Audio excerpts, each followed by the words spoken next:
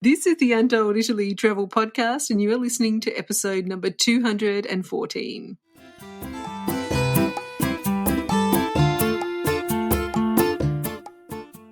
Ciao a tutti and benvenuti to Untold Italy, the travel podcast where you go to the towns and villages, mountains and lakes, hills and coastlines of Bella Italia. Each week your host, Katie Clark, takes you on a journey in search of magical landscapes, history, culture, wine, gelato, and of course, a whole lot of pasta. If you're dreaming of Italy and planning future adventures there, you've come to the right place.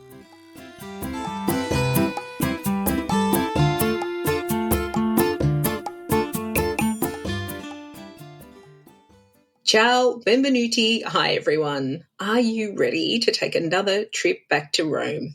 I can never stay away from the Eternal City, and that's because there's always something new to discover or something old that's new to me. Layer upon layer of history and stories are just waiting to be unraveled in the Eternal City to pique your curiosity. Joining me today is our friend Angelo Carotenuto from LivTours, who, it's no secret, are one of our favourite tour companies that offer wonderful day experiences for private and very small groups across Italy, from Rome to Venice, Florence to Milan, and also across Europe. LivTours are a family-run company based in Rome where Angelo was born, and what I really love about them is that they're constantly innovating and finding ways to pay respect to the cities they operate in, especially Rome, where things have never been busier. They are such a creative and passionate team full of wonderful ideas and new ways to experience Italy. So without further ado, let's hear from Angelo about how we can explore Rome in a way that pays homage to this incredible city. Bentornato, Angelo. Welcome back to the Untold Italy podcast. Thank you. Thank you for having me. Oh, it's always a pleasure, and it's so great to have you on the show today to talk about one of my favourite, and let's face it, one of the world's greatest cities, Roma. And I know you have so much passion for your home city, and it's led to you building an amazing career and business, but I don't want to talk about that too much. Would you mind sharing your story with our listeners and letting them know a little more about you? Sure. I'd love to. I'll try and make the long story as short as I can. My name is Angelo Carotenuto, and I was born and raised here in Rome, even though my mother is from California. So I was raised bilingual, got a couple degrees from an American university, and then went back to Rome and started tour guiding out of the bloom, really, out of chance. I was actually participating in a show, an opera called The Magic Flute, and then some of them ended up staying in Rome for the rest of their lives, and that's how I got into tour guiding. After 6 or 7 years of that, I realized I had the opportunity and the fortune to be able to cater to more or less every single type of client you ever think of. You know, the cruise ship client, the big tour operator, small private tours, VIP clients, high school kids who want to see 12 cities in 8 days, literally everything. And after gaining that experience, I realized that tour guiding, or the activity industry, the activity compartment, the things to do, is actually the fastest growing compartment of the entire travel industry. We can make or break somebody's vacation. We are potentially the driving factor, sometimes even more important than hotels or restaurants or anything like that. People really count on our support. And there was a segment of travelers that wasn't being harassed by this very fast-growing industry, and we call them the dreamers at LivTours. And that's when I decided to start. The original name of LivTours is actually Live Italy. Dreamers are the people that tend to, or desire to, explore Italy in all of its stereotypes, if you will. Italy is an amazing playground for that. People dream of Italy for its food, wine, culture, art, fashion, Ferrari, soccer, Dolomites, islands, volcanoes. I mean, it literally has a lot to offer.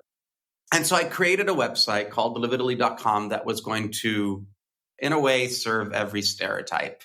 It was new at that time. It was advanced, but unfortunately, I was personally treating it like a hobby because tour guiding during the day was what paid the rent. A couple of years later into this project, I meet who will then be my wife, Christine, and together we decided that we were going to risk getting to our last penny in a bank account to put all of our efforts in making Live Italy become what it should have become already. And thanks to her input and a little bit of my creativity, her amazing instinct, and the networking that I had been doing for the past 8 or 9 years, we expanded what Live Italy was, made another epiphany, which was that in order to provide the dreamers, well, I guess the premise should be that we would love to sell only Ferrari test drives or only boat trips or only cooking classes. It would be amazing. But in reality, we had bigger, wider aspirations. And so we do count our spinal cord as major sites: Colosseum, Vatican, Doge's Palace, Academia, where the David is, Pompeii. And so we wanted to make these particular sites, even though they are tremendously crowded at times and hard to appreciate, we wanted to make them as close as possible to somebody's dream. So we limited our group size to 6 people because honestly, nobody in their sane mind would ever, well, I mean, Katie, let's have you be my guinea pig, if you will. You're imagining about being in the Sistine Chapel. And you have that picture in your head of you standing inside the Sistine Chapel, admiring Michelangelo's beautiful frescoed ceiling. Now, answer for the audience. You probably are with a tour guide, or let's hope you are with a tour guide. Let's hope that tour guide is attractive or beautiful. So that, kind of helps sometimes. But in no way, shape, or form, you're dreaming yourself of wearing dirty headsets, trying to listen to that tour guide via a microphone that has static sound, potentially having to chase that tour guide in the back of a 30-people group, trying to raise your hand for a question or a concern or a dispute or whatever. That tour guide is not holding a flag that you have to kind of look through the heads of the people, through the crowds. You are probably wanting to have a one-on-one conversation with this tour guide and want to be transported by his or her passion, his or her own knowledge. You want to divert conversation. You want to talk about something you find interesting. You want to ask questions and so forth. And the 6 people sort of provided the perfect playground for this, perfect groundwork for our tour guides to perform at that level. And I guess the variety of services that we had in mind in order to enjoy and live Italy, and the group size, along with private tours, which everybody could do, was sort of the winning formula. We started growing very organically because with our group size and the variety of our services, we could control quality. Customer retention started growing enormously. People started asking us back in their new destinations now that they weren't planning Italy anymore. They were going to Paris, they were going to Vancouver, they were going to Sydney, they were going to Tel Aviv. They were asking us if we were there. And that sort of sparked a little interest and a little dream of conquering Europe. And so we started exporting our way of doing things via Barcelona, Paris, London, Andalusia, and now in a couple of days opening Vienna and Salzburg. So now we're LivTours. Wow. Amazing. Austria to your list of destinations as well. That's amazing. And it's such a great story. And I can certainly vouch for the wonderful, creative and passionate guides on your team. They're all great. I've done many, many LivTours. They've got so much energy and knowledge, and it's an absolute pleasure to discover any city with them. It's a real testament to what you've created and the way of doing things, because you can always tell when you're with a LivTours guide, actually, because it's a very special experience and it's adaptable as well. So I've been in many different contexts. So like with my father who had mobility issues, and also, like with a younger crowd, and it just works, One of my best ones was with Marco in the Borghese Gallery, and what a champion. Just an amazing professional, actually. Yeah. What a wonderful experience. So let's chat about Rome, because I'm so curious about your experience in the recent years as a local and a tour operator. How's it been, and what can we think about if we're coming to Rome soon? All right. Well, so the world has changed post-COVID. Travel has changed. The demand, for whatever reason, seems extraordinary, far higher than pre-COVID era. Now, whether it's because people have still that travel itch that they sort of developed through lockdowns, or whatever. They changed their mentality. They got to get things done before a new crisis, or I don't know, people are wealthier. I have no idea. But the extravagant factor is that there is an impossibility for always repetitive traditional travel. It's just not sustainable. And it is important that you and I, Katie, and anybody who's really interested in caring for a territory and cultural tradition evangelizes the importance of the treasures and how much more a destination can offer. I mean, you're calling me from Australia, so clearly somebody as far as from Australia would come here and would desire to explore and live Rome, perhaps, much more than just the usual two things. And yet numbers are telling us different. So I'm going to give you a couple of data just to put everything in prospect, if you don't mind. Rome sees 230,000 tourists a day. That's a lot. I'm going to impress you even more. Rome counts 2.3 million inhabitants, okay? But phone records, antennas that have phones that latch on, tell us that every day in the city, there's 4.6 million people. So the city's capacity literally doubles, and it's given by, of course, residents, unregistered residents, people that come from out of town to work, people that take day trips from Italy into Rome, from other Italian destinations, could be Italians, and then 230,000 people that via train, via ship, or via plane come into the city of Rome. Averagely speaking, half of 230,000 are foreigners. Clearly, in the summer, it is a larger amount of foreigners, and in the winter, it's probably more Italian local travelers. The average night stay, the average stay in the city of these 115,000 foreigners is only 2.4 nights. 2.4 nights. And I'm going to say this phrase probably a dozen times on this podcast. Rome wasn't built in a day, and not even in 2.4 days. The most recent data of 2023 tells us that the reason why this number is so low is that the majority believe they only need to stay 1 or max 2 nights in the city because, unfortunately, what is being told is, you can do Rome in 2.5 days. As long as you see the Vatican and the Colosseum, you're done. Enjoy some food, take a little walk in the city center, get a gelato, 1, 2, 3, 4 things. You're done. You can leave. Well, the reality is, again, going back to numbers, is that each of these two sites, so let's just talk about the Vatican and the Colosseum, have a capacity of only 20 to 25,000 people a day. So there's way too much demand. And there's no way we can cram all of these people, especially if these people are only trying to stay 2.4 days. The very first thing you have to do as a first-time traveler, if you wish to have a chance to go see the Vatican or the Colosseum, is extend your stay. You got to have at least 4 or 5 days of probability, statistically speaking, in order for you to find an opportunity to go see the Vatican and the Colosseum. And that's if you're a first-time traveler. Now, if you're a second-time traveler, my personal and professional suggestion would be to, in any case, extend your stay, because there is opportunities there for you to either not see the Vatican or the Colosseum at all. And I'm going to be here. We're going to talk about an enormous list of things to do or places to go. Or if you really desire to see these places again, experience it differently. Find alternative ways. So let's talk about the Colosseum or the Vatican. How to see these in alternative ways? Well, for example, you could do an early entrance to the Vatican. You could do a keymaster experience of the Vatican. You could do a visit that includes secret rooms.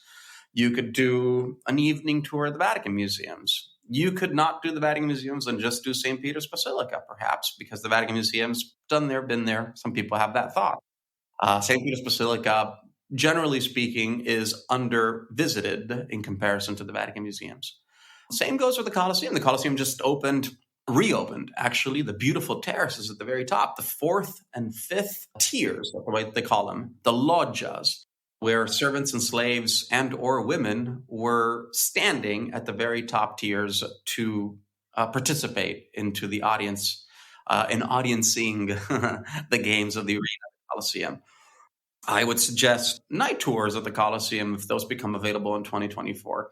Or perhaps within the archaeological park of the Colosseum, spend some time in the Roman Forum, which has 5, they call them super sites, believe it or not. Super sites are places that have been just recently restored and reopened to the public. Temples and secret passages and underground areas or special terraces or parts of ancient homes.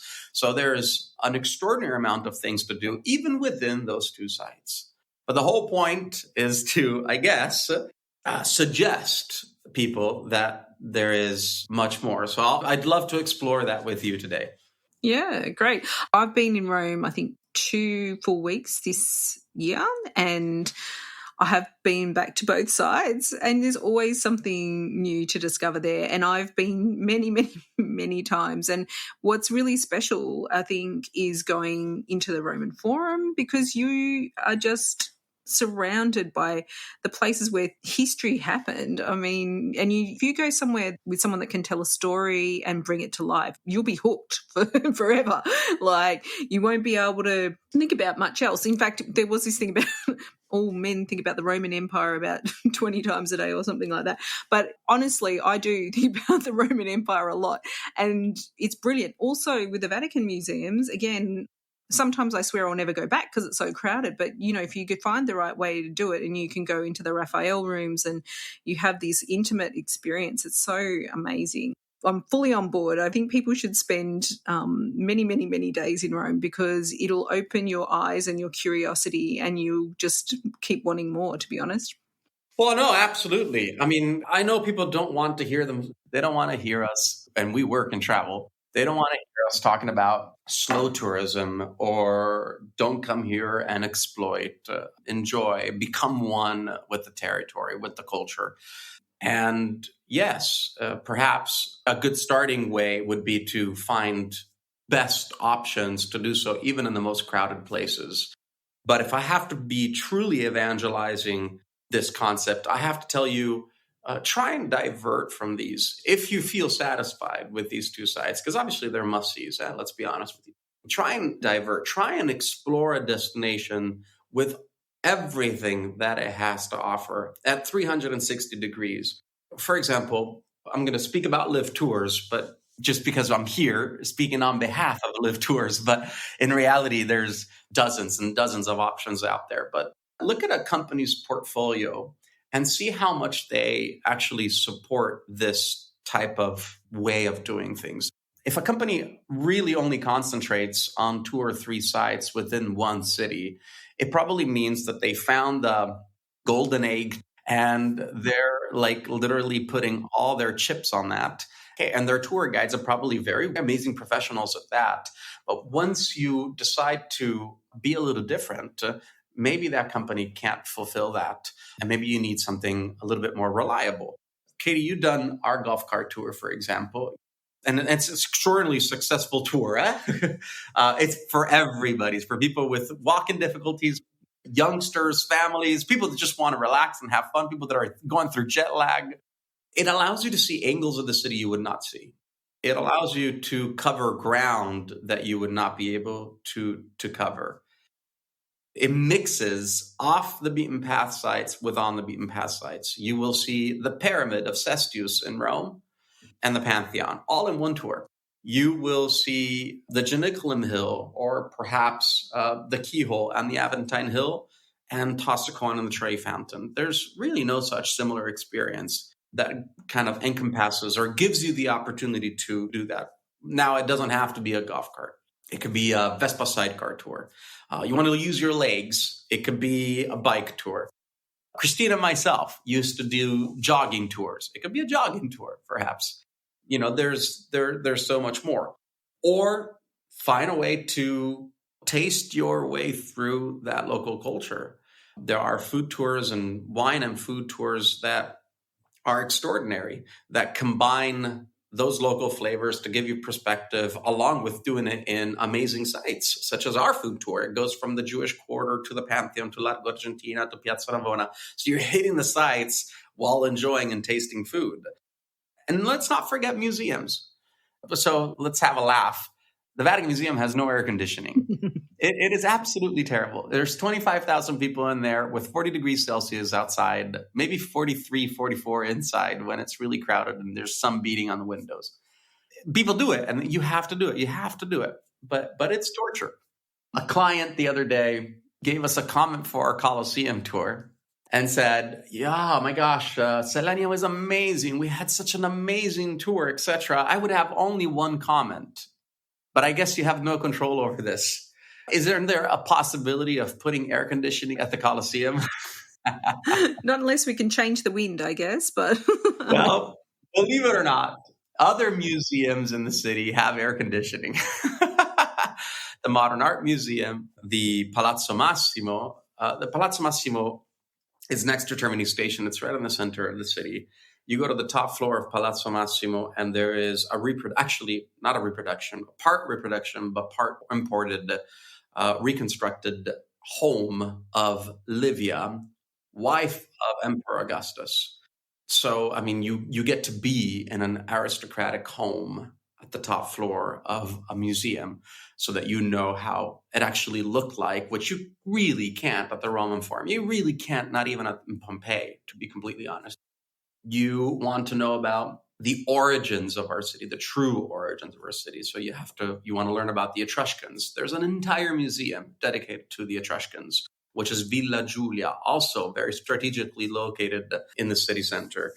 You want to learn more about gods, goddesses, emperors, empresses, generals. You go to the Capitoline Museum and you see amazing works of art at the Capitoline Museum.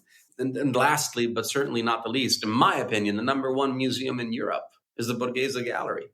I agree. It's beautiful. And, if you're interested in art, I mean, personally, go there and not the Vatican museums, because you'll get a much richer experience, in my opinion. Well, oh, yeah.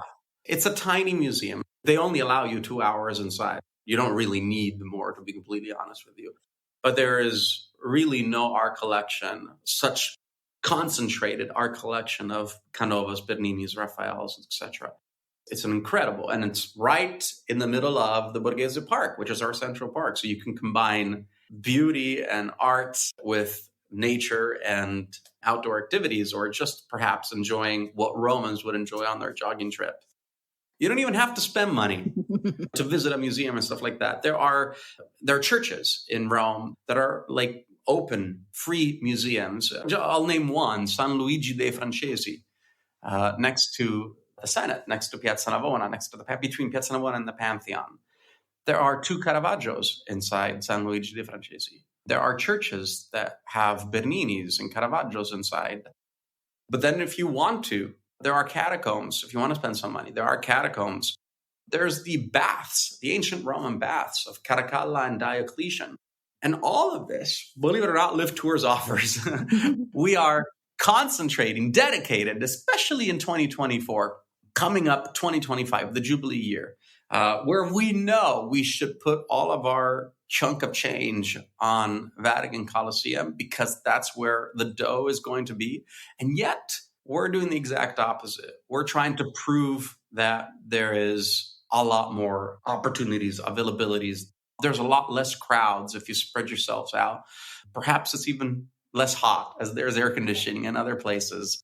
But regardless, if you are that person that properly cares about the impact that trip is going to have on yourself, whether it's a bucket list, on your children, whether it's an educational trip or an opportunity, whether it's a once in a lifetime because you come from very, very far away and you doubt it's ever going to happen again, then you need to do it the right way. And these are suggestions. I think it's so true. So a really good friend of mine was in Rome in September, and she's been dreaming of going to Italy her whole life, and she's really obsessed by Julius Caesar. So she made herself a little tour to go around some major sites in Rome to see the places that, were significant in his life. And, she ended up in Lago Argentina, and this is recently reopened so that people can access it. And she sent me a text, I'm in tears. I'm so emotional. But it was like, I was so thrilled that she had that opportunity to do that. And she'd made her own path. Yeah, she did, a lot of the other big sites and, ate her way round and did some shopping and all of that. But, she would say that was like probably the most impactful moment of her trip. And how to encourage people to have that experience is, I don't know, like for me, I listen to a lot of history podcasts, and so I get really inspired by hearing about the emperors and hearing their stories and wanting to go and find out a bit more. But yeah, I feel there's so much in Rome. It's almost overwhelming, and I think people just go down to these little paths because it's what they know. But I think we should set everyone a challenge to try something new. It's just seize the day, try something new, try something different, and be the one that's going to be talking about that new thing rather than the thing that everyone else has done. Yeah, no, absolutely. Okay, I'm going to tell you about a couple of partnerships that we're signing up for next year. Cool. And trust me, they're just as Instagrammable as you at the Colosseum. So there's 4 major basilicas in Rome. St. Peter's at the Vatican, St. John the Lateran, old headquarters of the Pope. St. Paul out of the walls, built on top of where St. Paul's head was decapitated and rolled down, and Santa Maria Maggiore in honor of the Holy Mary. Santa Maria Maggiore is on the Esquiline Hill, not too far from Termini train station, in between Termini train station and the Colosseum. And Santa Maria Maggiore, it's an amazing complex. It's a very extraordinary church. Inside of Santa Maria Maggiore, there is the tomb of Bernini.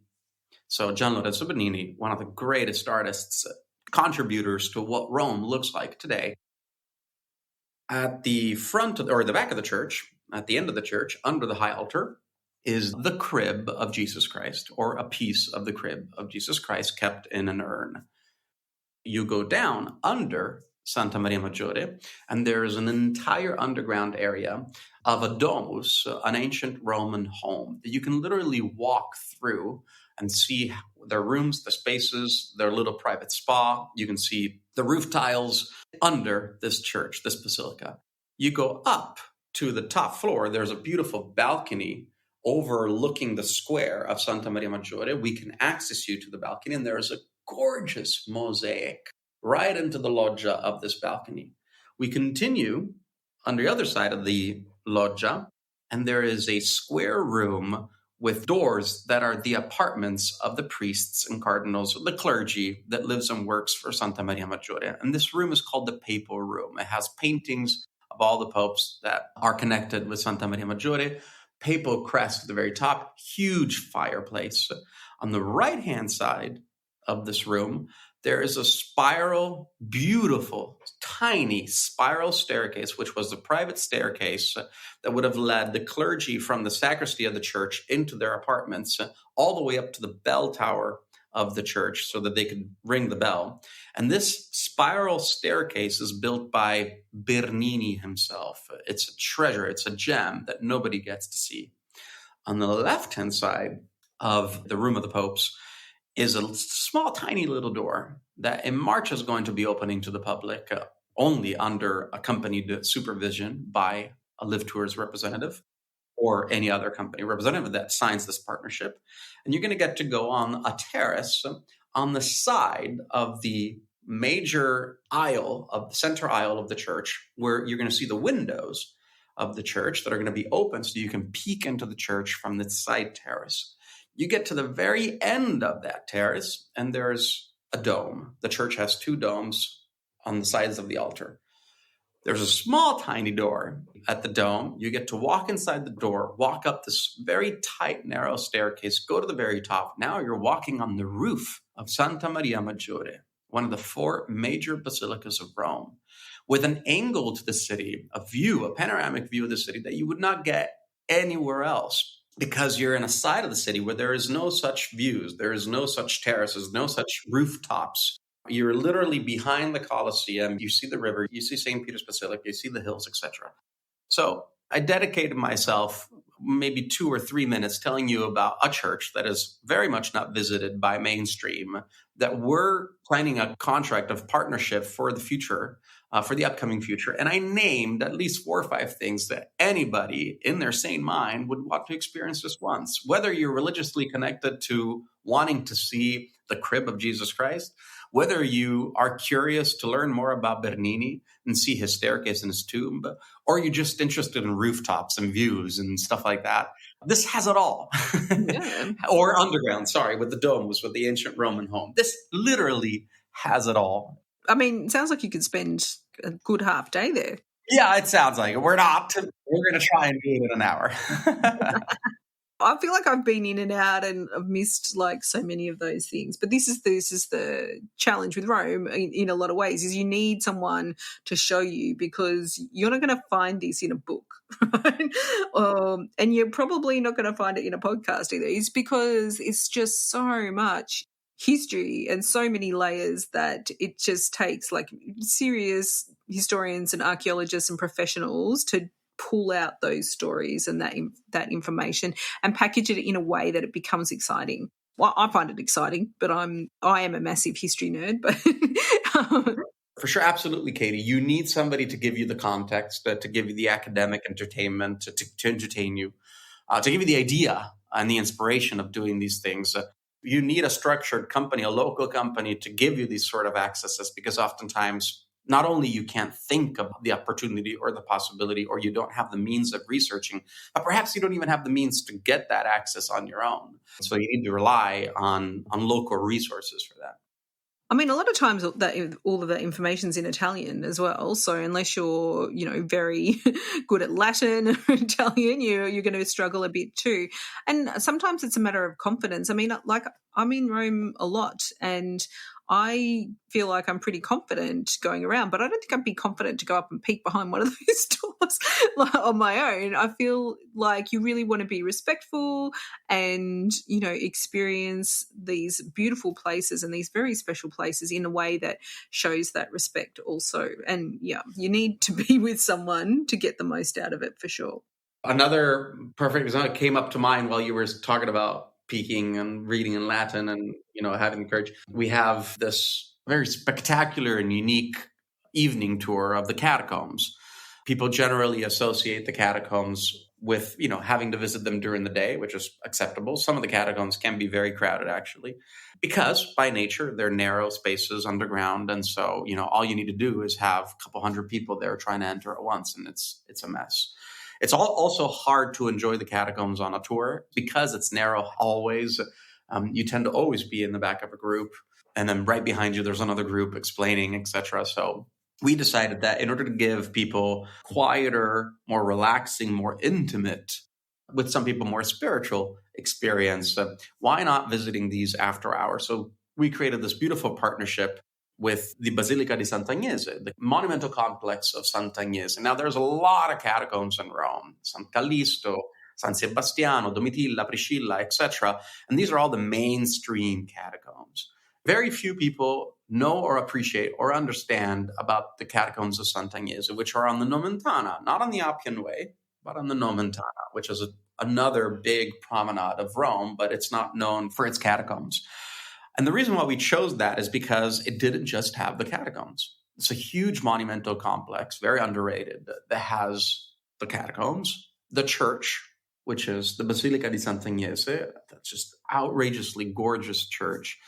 And then as you cross the monumental complex, you're in the middle of a school, like a playground, a bocce ball, because now people live in the area. This is a neighborhood context. And on the other side, there is the Mausoleum of Costanza, mother of Emperor Constantine, her mausoleum, which is this beautiful octagonal big room. They open the door for us. We go inside. They lock us in.